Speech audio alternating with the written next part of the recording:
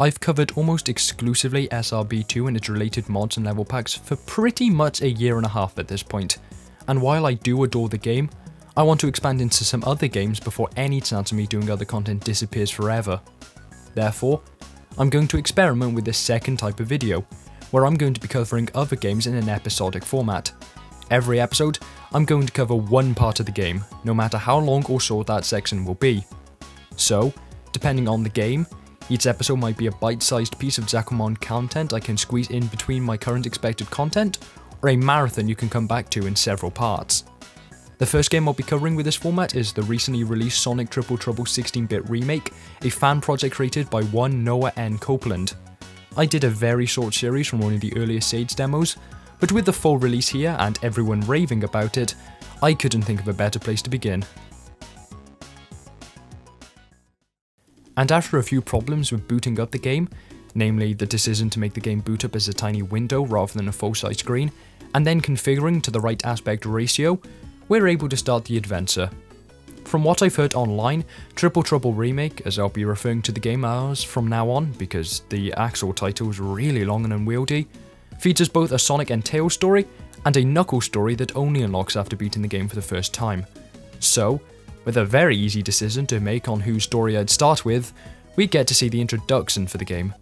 I've never played the original 8-bit Triple Trouble, but from the introductory cutscene, it's pretty clearly a sequel to Sonic 3 and Knuckles, with the game beginning as Sonic and Tails fly away from Angel Island. A storm quickly descends, and Tails is forced to land the tornado on a new island. Here, we get a very short tutorial and/or prologue to the game, as you navigate a stormy bluff littered with what I can only assume are the remains of the Death Egg.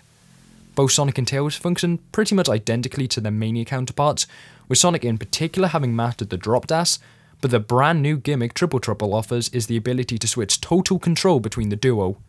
Obviously, the level design here doesn't really take advantage of the possibilities that unleashes, but I'd fully expect that to change later on.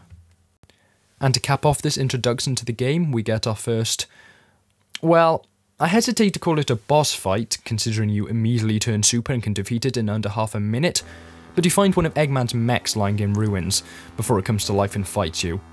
It looks like the Death Egg robot if it was to go to the gym, but you'll inevitably defeat it quickly and get a quick cutscene. It shows Sonic seemingly about to murk Eggman until he pulls a Knuckles and literally beats the Chaos Emeralds out of you.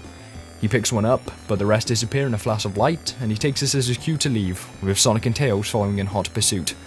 But just before we cut to the title flash, we get our first look at Fang the Sniper / Knack the Weasel / apparently he's a Jaboa Wolf.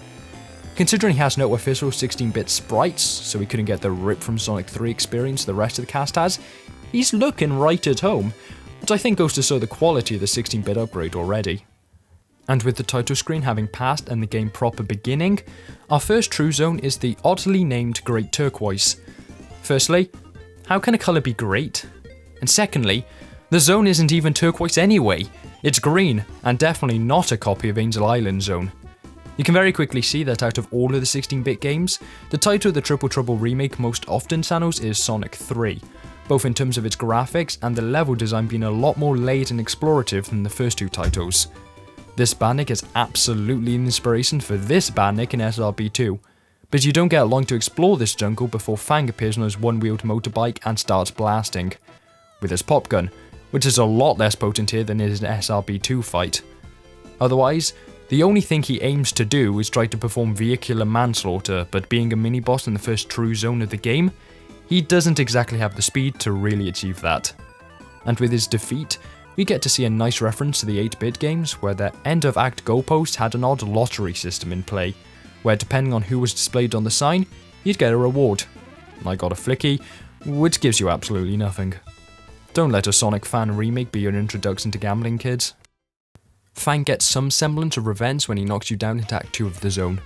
You'll quickly get acquainted with these flowers, the main gimmick of the act, which I struggled with so much in the original Sage demo that the creator of the game had to come into the comments and tell me how it's done. They feel a lot more natural here than they did in those first few demos, as I think they're now dependent on when you press jump rather than how long you hold it.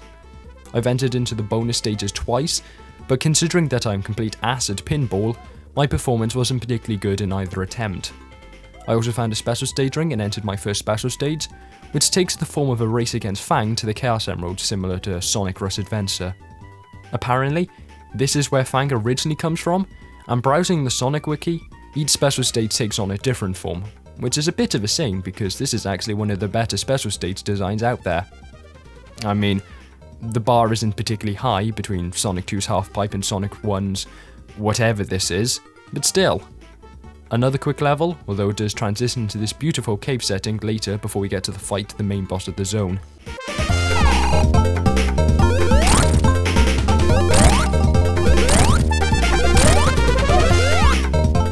That was easy.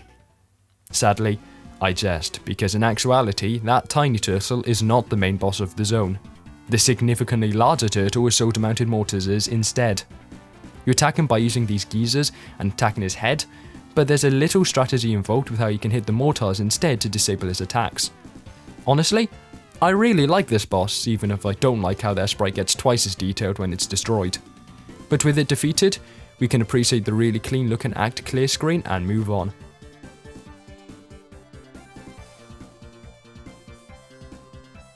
Oh hey Knuckles, how are you doing?